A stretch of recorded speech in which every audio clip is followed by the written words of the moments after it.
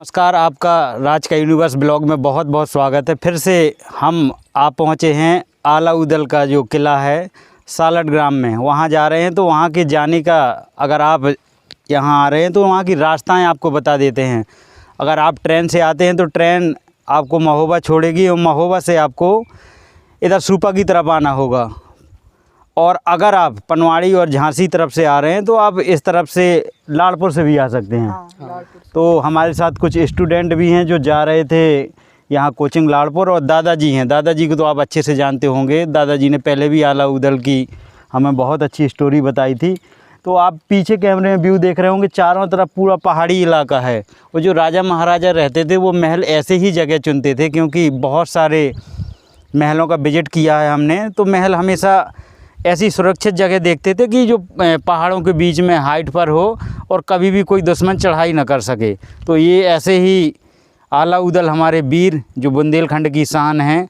दादा कैसा लग रहा हो, मतलब ऐसे पहाड़न के काय चुनते हुए ऐसी जगह? पहाड़न के लिए इसलिए चुनते थे कि यहाँ पहाड़ बने रहेंगे तो एकदम से किसी की भी फौज हमारे यहाँ एकदम से नहीं आ सकती है, और हम जो है सतर्क हो सकते हैं। इसलिए जो है पहाड़ों के बीच में बनाया जाता था। बड़े लड़ैया आला उदल जिनकी जग जाने तलवार, तो बहुत उनके जब भी आला गायन सुनते हैं तो बड़ा रोम रोम खड़ा हो जाता है और बड़ा वीर रस से ओतप्रोत हो जाते हैं। क्या नाम है बाबू? नीरज। नीरज। आपका? भारत। भारत। और भैया आपका? प्रदीप। प्रदीप। नीरज हैं, प्रदीप हैं और भारत हैं। तो तीनों स्टूडेंट हैं हाई स्कूल के और कोचिंग जा रहे हैं। तो ऐसे देखेंगे, धूप का समय है और एक किसान और आ गए। आपका क्या नाम है भैया? राजू। खेती करते हैं, पढ़ाई करते हैं? पढ़ाई करते हैं। हाँ। अभी क्या कर रहे थे यहाँ? यहाँ बैठे थे, देख रहे थे अपनी खेत खलिहान। अच्छा, खेत खलिहान। ये हमारे बुंदेलखंड के जो युवा है ना, हमेशा माता पिता का हाथ बटाते रहते हैं। तो बुंदेली में कछु कहो। बुंदेली? हाँ, बुंदेली कैसा है अपनो महोबा? और महोबा? हाँ। हमारा महोबा बहुत अच्छा है। हाँ। और बुंदेलखंड की क्या लगा है खेतों में?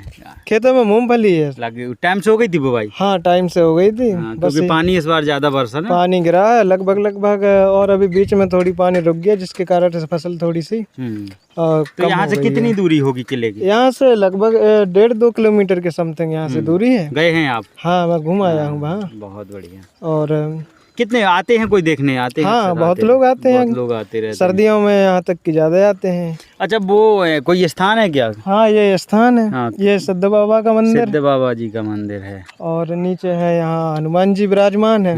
हनुमान जी विराजमान। और तो ऊपर एक और स्थान है, उसको आप कमालपुरा से होंगे? नहीं, मैं यहीं से बगल के गांव से हूँ, टपरियाँ। टपरियाँ और पास में गांव है? हाँ, वो कमालपुरा है।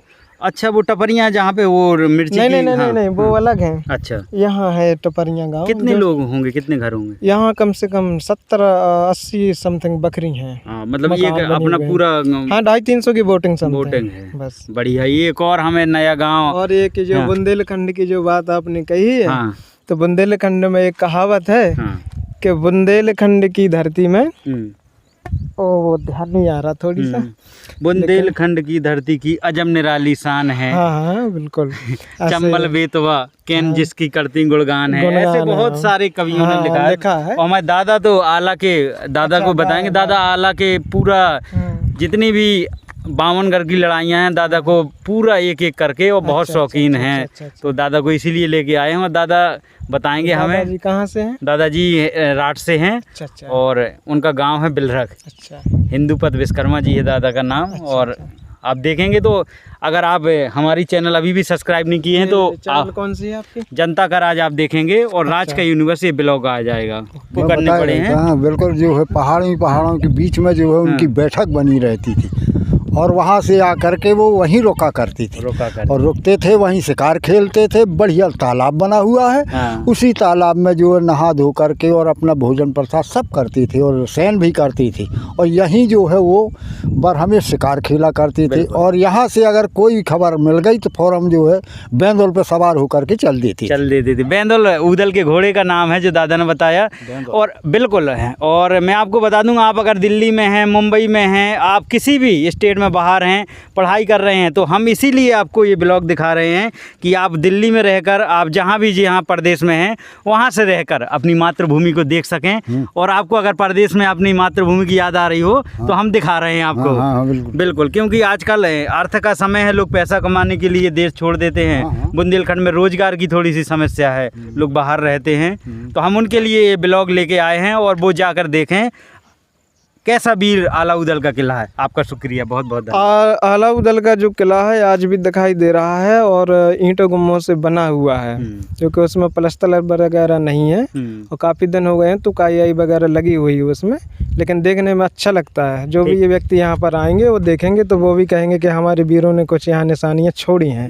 और आज रविंद्र, वो वर्तमान में देख है। पाए वो कितना कौतूहल वाला। आप पत्थर देखेंगे कि बताओ ऐसे ही लगा है जिसी किसी ने रुपा के उठा के रख दिया हो। मतलब इतनी तेज तेज आंधी आती है दादा, वो पत्थर नहीं गिरता है वो कभी भैया? नहीं गिरेगा। कभी नहीं गिरेगा। हाँ। वो कभी नहीं गिरेगा। ये प्राकृतिक हाँ, ये चीजें प्राकृतिक कई चीजें हैं, पत्थर कई हैं पत्थर ऐसे जो हैं कि जो कि कभी नहीं गिर सकती कभी हैं नहीं वो। गिर सकते।